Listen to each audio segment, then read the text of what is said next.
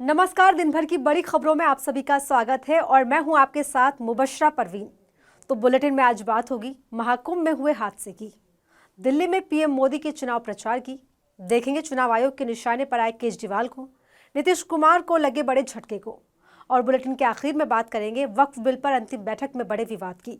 इन सभी मुद्दों पर आज चर्चा करेंगे, लेकिन उससे पहले एक नजर अब तक की हेडलाइंस पर। महाकुंभ में भगदड़ के बाद मौनी अमावस्या पर अखाड़ों ने शुरू किया अमृत स्नान, प्रशासन ने कहा हादसे की होगी जांच। दिल्ली चुनाव को लेकर कांग्रेस ने जारी किया घोषणा पत्र, तमाम वादों के साथ सत्ता में आने पर जाति जनगणना कराने का किया वादा। मेडिकल कॉलेज में एडमिशन के लिए आरक्षण व्यवस्था पर सुप्रीम कोर्ट का बड़ा फैसला, कहा मेडिकल के एडमिशन में अब नहीं मिलेगा मूल निवासी वाला आरक्षण। 14 दिन की न्यायिक हिरासत में भेजा गया सैफ अली खान के हमले के आरोपी को, बांद्रा कोर्ट ने दिया आदेश। उत्तर भारत में एक बार फिर बढ़ेगी ठंड, दिल्ली एनसीआर समेत कई राज्यों में बारिश की संभावना। 30 जनवरी तक घने कोहरे को लेकर भी आईएमडी ने जारी किया अलर्ट। और अब खबरें विस्तार से और बात करते हैं आज की सबसे बड़ी और अहम खबर की।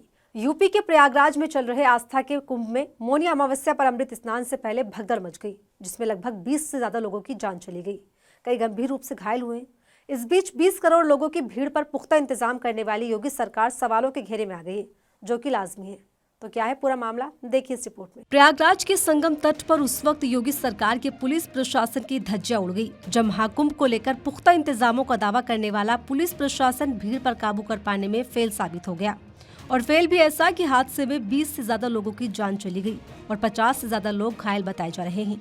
हालांकि ये आंकड़ा मिली जानकारी के मुताबिक है। योगी सरकार की बेशर्मी की प्रकाष्ठा कुछ इस प्रकार है कि कई घंटे बीत जाने के बाद भी प्रशासन ने जान जाने या घायलों की संख्या को लेकर कोई जानकारी नहीं दी है, जिस पर सवाल खड़े हो रहे हैं। कांग्रेस सांसद राहुल गांधी ने योगी सरकार पर आरोप लगाया कि वीआईपी कल्चर और सरकार की बदइंतजामी के चलते भगदड़ मची है। सपा प्रमुख अखिलेश यादव ने भी बीजेपी सरकार पर निशाना साधते हुए कहा, महाकुंभ को सेना के हवाले कर देना चाहिए। इसी के साथ कई विपक्षी नेताओं ने योगी सरकार से महाकुंभ में हुए हादसे पर सवाल पूछे हैं, जो कि बेहद जरूरी है। दरअसल हुआ यूं कि बुधवार की रात करीब 1:30 बजे जब स्नान के बाद भीड़ को बाहर निकलने का रास्ता नहीं मिला तो लोगों की भीड़ बढ़ती गई। इस बीच लोग एक दूसरे पर गिर पड़े और उनके साथ आसपास के लोग भी गिरते चले गए, जिसके बाद हादसा हुआ और 20 मासूम लोगों की जान चली गई। हालांकि कई रिपोर्ट्स के मुताबिक ये आंकड़ा अभी और बढ़ सकता है, क्योंकि हादसे पर योगी प्रशासन लीपापोती करने के लिए इस पर सही जानकारी देने से बच रहा है, क्योंकि हर कोई इस बात से वाकिफ है कि बीजेपी महाकुंभ में वीवीआईपी लोगों को स्नान कराने में व्यस्त है, जिसका नतीजा ही 20 लोगों की जान जाना है। ऐसे में बदइंतजामी पर सवाल उठेंगे तो योगी सरकार की मुश्किलें बढ़ेंगी, जिससे बीजेपी डरी हुई है। प्रयागराज महाकुंभ में श्रद्धालुजनों की भारी भीड़ है। लगभग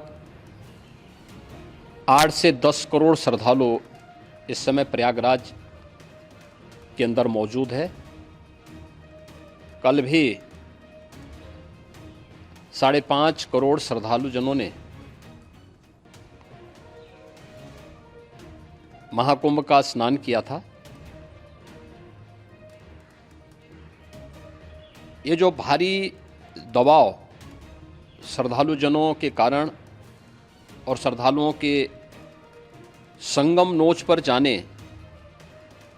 के कारण वहां पर एक बना हुआ है। लेकिन आपको बता दें, ये हादसा ऐसे वक्त में हुआ है जो पहले ही योगी सरकार पर महाकुंभ के बहाने टिकट पर कमाई करने समेत तमाम आरोप लगाए जा रहे हैं कि वीआईपी लोगों को सुख सुविधाएं देने के चक्कर में गरीब लोगों को अनदेखी की जा रही है।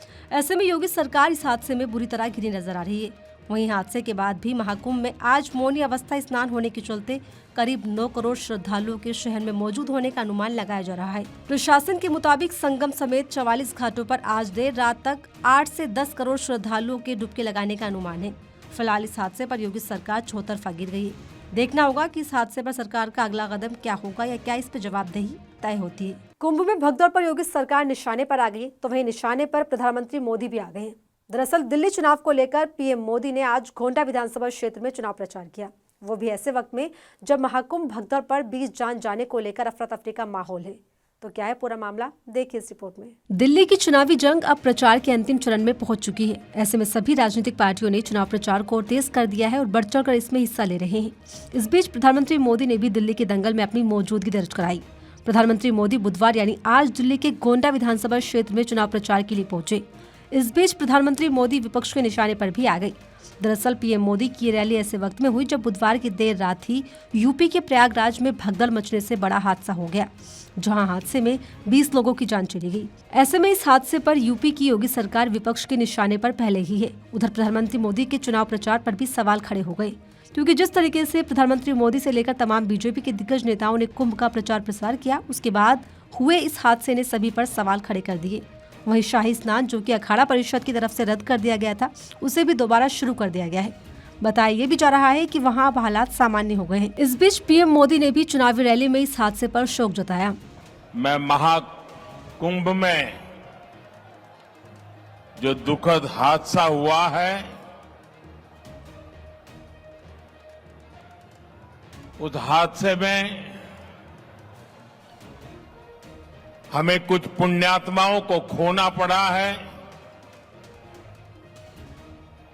कई लोगों को चोटें भी आई हैं।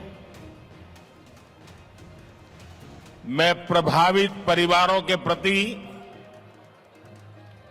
संवेदना व्यक्त करता हूं। बहरहाल महाकुंभ की इस बदइंतजामी पर पूरी बीजेपी घिरी नजर आ रही है। उधर दिल्ली में भी चुनाव प्रचार को तेज करते हुए प्रधानमंत्री मोदी ने एक के बाद एक रैलियों की तैयारी कर ली है। ऐसे में राजनीतिक दलों के बीच सियासी हलचल और बढ़ गई है। इस बार का दिल्ली विधानसभा चुनाव काफी दिलचस्प होता दिखाई दे रहा है। आप बीजेपी और कांग्रेस में जबरदस्त टक्कर देखने को मिल रही है, जो दिल्ली के दंगल को और ज्यादा दिलचस्प बना रही है। इस बीच यमुना के पानी को लेकर विवाद भी गहराता जा रहा है। ऐसे में अब इस विवाद में चुनाव आयोग की भी एंट्री हो गई है। तो क्या है पूरा मामला, जानने के लिए देखिए रिपोर्ट। दिल्ली के दंगल में गुजरते दिनों के साथ राजनीतिक सरगर्मियां और तेज होती जा रही हैं। इस बीच पूर्व मुख्यमंत्री अरविंद केजरीवाल के हरियाणा सरकार पर लगाए यमुना के पानी को जहरीला करने के आरोपों पर लगातार विवाद बढ़ता जा रहा है। एक तरफ जहां बीजेपी और आप में जुबानी हमले तेज हो रहे हैं, तो वहीं अब मामले में बुधवार को सीएम आतिशी ने लेटर लिखकर एलजीबी के सक्सेना के लेटर का जवाब दिया है। दरअसल आतिशी ने लेटर में लिखा, यमुना में अमोनिया का लेवल सामान्य सीमा से 700% ज्यादा है। एलजी रिपोर्ट में हेरफेर करने के बाद भी इस तथ्य को नकार नहीं सकते। दोषियों का बचाव करके एलजी दिल्ली के लोगों के साथ विश्वासघात कर रहे हैं। इतना ही नहीं, आतिशी ने बीजेपी के साथ ही एलजी पर जबरदस्त हमला बोलते हुए आरोप लगाया कि एलजी लगातार हरियाणा सरकार का बचाव कर रहे हैं। इसी के साथ आतिशी ने कहा कि एलजी दिल्ली की जनता को मिल रहे प्रदूषित पानी को लेकर कोई भी कार्रवाई नहीं कर रहे। इससे ये सवाल उठ रहा है कि एलजी की निष्ठा कहाँ है।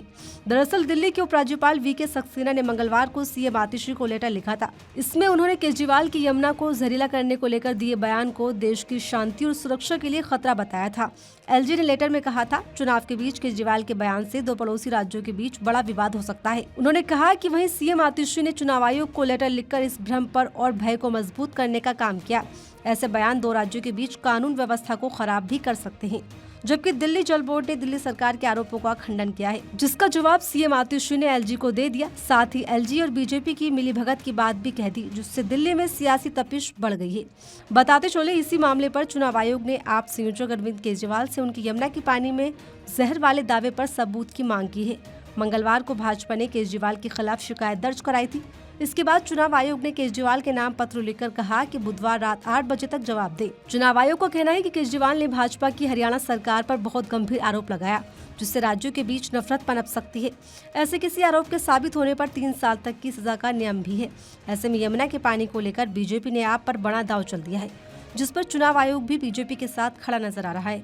देखना होगा आपका इस पर अगला कदम क्या होगा। केजरीवाल के बयान पर सियासी घमासान जारी है। वहीं बिहार में भी विधानसभा चुनाव के मद्देनजर गहमागहमी बनी हुई है। एनडीए में घमासान की खबरों का बाजार भी अपने चरम पर है। वहीं नीतीश कुमार की पलटी की खबरों ने भी बीजेपी की टेंशन बढ़ाई हुई। लेकिन इस बीच राज्य में चुनाव से पहले खुद नीतीश कुमार को ही बड़ा झटका लग गया है। जेडीयू के दिग्गज नेताओं ने उनका साथ छोड़ दिया है। तो क्या है पूरा मामला, देखिए इस रिपोर्ट में। बिहार में एनडीए गठबंधन में फूट की चर्चाओं के बीच जेडीयू को बड़ा झटका लग गया है। नीतीश कुमार की पलटी से पहले ही दो दिग्गज जेडीयू के नेताओं ने ही पाला बदल लिया।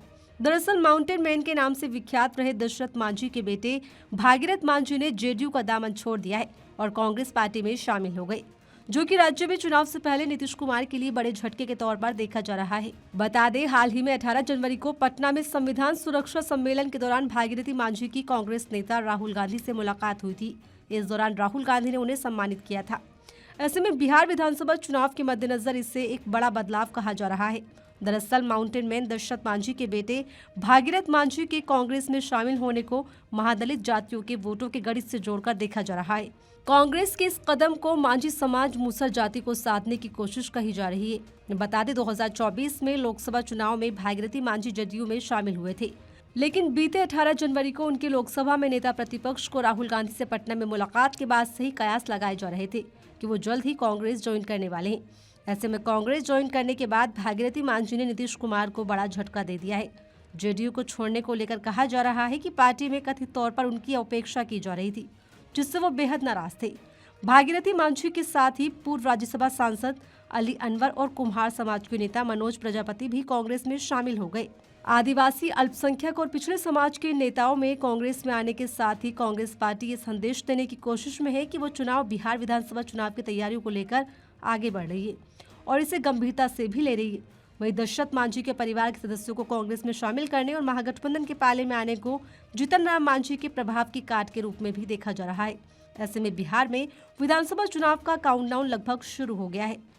मोदी सरकार और विपक्षी सांसदों के बीच विवाद और जुबानी हमलों के बीच जेपीसी ने वक्फ विधेयक की मसौदा रिपोर्ट और संशोधित विधेयक को स्वीकार कर लिया है। इसी के साथ बिल पर जेपीसी की बैठक भी खत्म हो गई है। हालांकि विपक्षी सांसदों ने एक बार फिर इसकी आलोचना की है।